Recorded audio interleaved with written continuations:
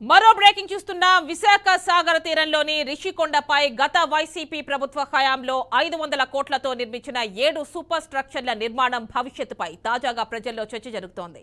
రాష్ట్రంలో టీడీపీ కూటమి ప్రభుత్వం కొలువుదీరిన నేపథ్యంలో ఈ భవనాలు ఎలా వినియోగించబోతున్నారు అనే దానిపై చర్చల్లో ఓ అంశంగా ఉంది. పర్యావరణ నిబంధనలకు విరుద్ధంగా నిర్మాణాలు జరిగాయని బీజేపీ, టీడీపీ, జనసేనలు గతంలో ఈ నిర్మాణాలను వ్యతిరేకించినందున రిషికొండపై కీలక నిర్ణయం ఏదైనా కొత్త ప్రభుత్వం చేయబోతోందా అన్న ఆసక్తి నెలకొంది.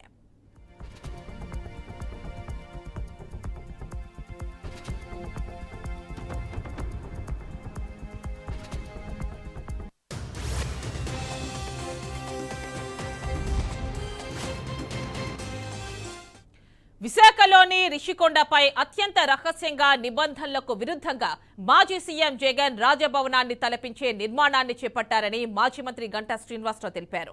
రిషికొండపై నిర్మించిన భవనాన్ని మంత్రి గంటా శ్రీనివాసరావు మీడియాను తీసుకువెళ్లి పరిశీలించారు. నిబంధనలకు విరుద్ధంగా అత్యంత రహస్యంగా 500 కోట్లు వెచ్చించి రాజ్మహల్ తరహాలో భవనాన్ని జగన్మోహన్ రెడ్డి నిర్మించారన్నారు. ఈ భవన నిర్మాణానికి సంబంధించిన మొత్తం సైట్ 61 ఎకరాలు కాగా 9.8 ఎకరాల్లో భవనాన్ని 500 కోట్ల రూపాయలు ఖర్చు పెట్టి నిర్మించారన్నారు.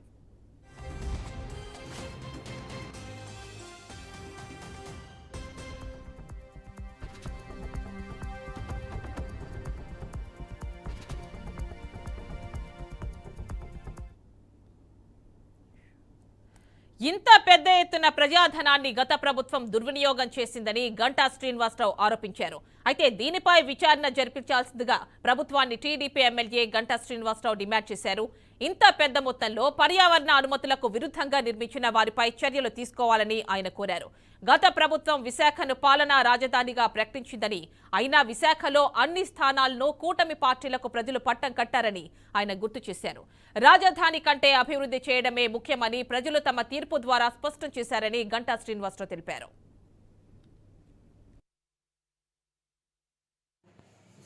చూడటానికి నాకు ఒక బంగ్లా కట్టాలంటే ఎవరు కూడా మెసేజ్ చేయలేని విషయం. కానీ దానికి భిన్నంగా విశాఖపట్నంలో రాజధాని అని చెప్పి అసెంబ్లీ సాక్షిగా అమరావతి రాజధాని అని చెప్పని అంగీకరించి మళ్ళీ అధికారంలోకి వచ్చిన తర్వాత దాని మీద యూటర్న్ తీసుకొని లేదు 3 రాజధానులు, Visakhapatnam executive capital, Amaravati legislative capital, Kurnool judicial capital అని చెప్పని ఆయన మాట తప్పి వరని చెప్పి అక్కడ యూటర్న్ తీసుకున్నారు. సరే, దాన్ని ఎలాగూ న్యాయస్థానాలు అంగీకరించకపోయినా కూడా నేను వచ్చే ఉంటానని చెప్పని ఇక్కడ చెప్పడం జరిగింది. దాన్ని కూడా చూసాం మనం. అనేక వాయిదాలు వేశాడు, అనేక పండగల పేరు చెప్పారు. ముఖ్యమంత్రి చెప్పారు, ఇన్ఛార్జీలు చెప్పారు, మంత్రులు చెప్పారు, ఎమ్మెల్యేలు చెప్పారు, ప్రతి ఒక్కరు కూడా ఏడ్చి చెప్పారు అదిగో చేస్తున్నాడు, అదిగో చేస్తున్నాడు. చివరికి ఆయన రాకుండానే ఆయన పదవి కాలం కూడా అయిపోయింది.